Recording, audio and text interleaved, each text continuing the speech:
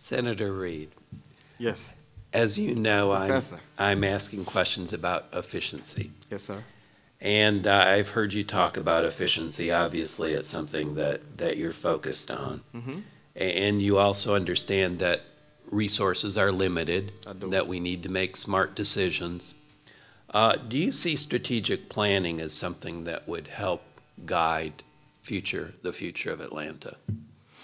Absolutely. I mean, I think the great thing about running for mayor, we've got a great field of candidates running, is I think you should look at what people have done. So we're having a conversation on efficiency.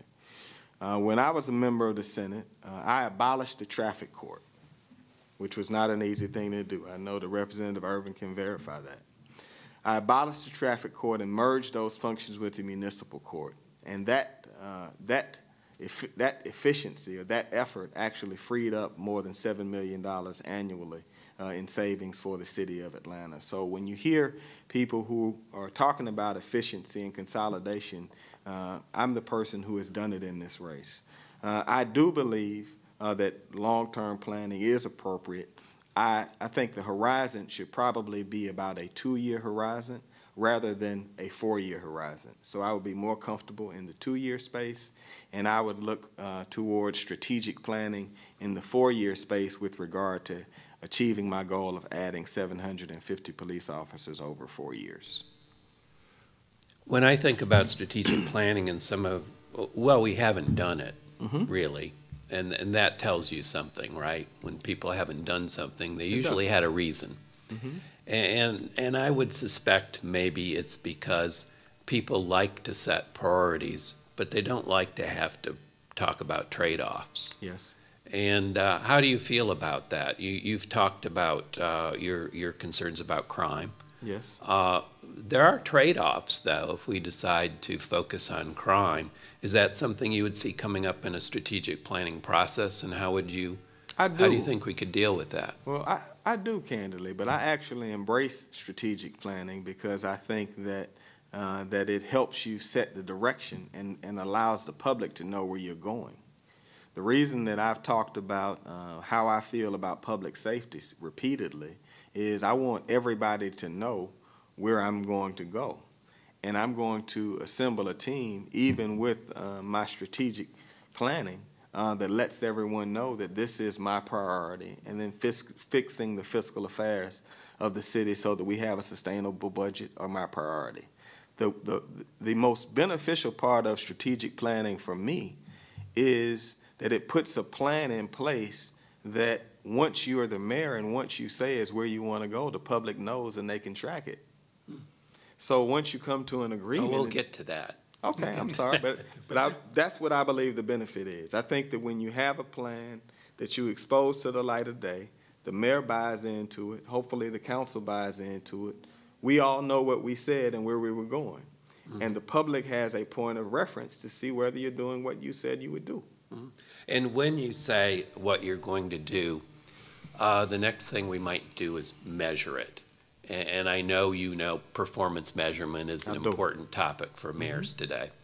Is there anything that you think we could do a better job, or any place we could do a better job of performance measurement, enhancing what we have, or maybe adding new performance measures? Well, you know, I think the first thing we have to do is identify the most important areas.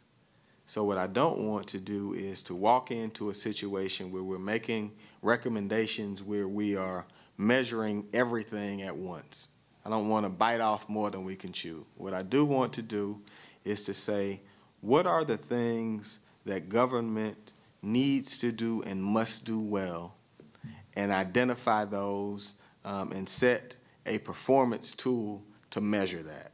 So clearly, public safety would be an area where I would want to have a robust discussion, create a plan and measure it. And then the finances and fiscal affairs of the city, we should just go through section by section and get that in order. So rather than having a global approach to everything, I would work with my team to identify sections that we start and that we finish. Anything particular in the crime area that you think we could measure and track that sounds particularly appealing? Well, I think that I would look to the measurements that New York uses and that Baltimore, Maryland use under Mayor O'Reilly, the crime stat data that they're using, where crimes are occurring, and the other element that I would want to measure, although it has not been measured particularly well outside of major cities, has to do with gangs and gang violence, which I think is a particular threat to the city of Atlanta that is not being tracked and paid attention to right now. I think one thing that's significant about New York and Baltimore, and you mentioned them, is that they've really invested in the city stat program. They did. And I mean, they have analytical staff who can present data that then department heads have to react to and take responsibility for. Do you see Atlanta investing in that kind of capacity to do better analytical capacity? I do. That's why when I was asked what I would do, how I felt about the 3 mil increase and what I would do with the resources that it had generated, I made it very clear that I would be investing in making this city the safest city in the United States. And I didn't cite Baltimore and New York by accident in all candor. I've been studying them for more than 2 years. And they had big turnarounds. Mm-hmm. And I've spent time with Governor O'Malley now, but I spent time with him when he was mayor. And I've also spent time with Mayor Villagrosa. And so Chief Braden, who led the effort in New York, as you know, is now in Los Angeles, and he's having significant results there as well. And there was an interesting thing. Los Angeles had a $300 million budget shortfall around the same time we did in Atlanta. And I will share this with you. They did not lay off or furlough a single police officer. And the reason was the chief made a very compelling argument that you don't save money by weakening police and fire. You lose money. Because every single time someone is killed in a major American city, the cost associated with it is staggering. And they actually do line by line measured amounts of what crime costs in their city.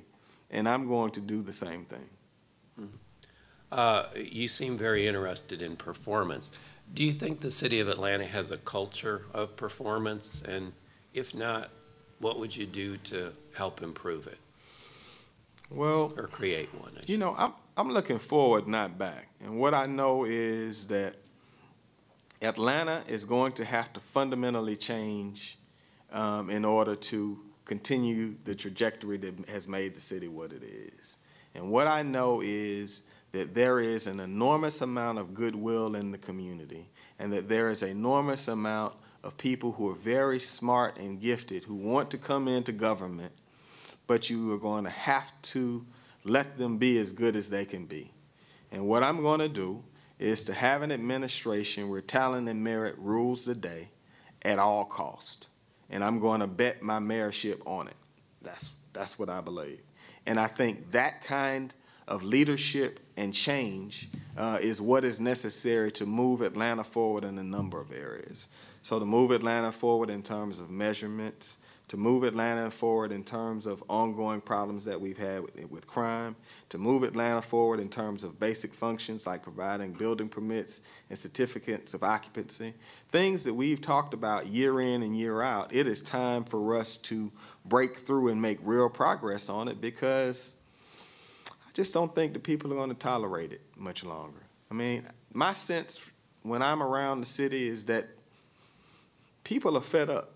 And we're going to have to move, or we're just going to be unelected. And I don't like to lose elections. I'm sorry, but Yes. I have like 1 minute maybe. They're going to. Do you support sharing performance data with the citizens of Atlanta? Is that something that would be part of your agenda? It's essential.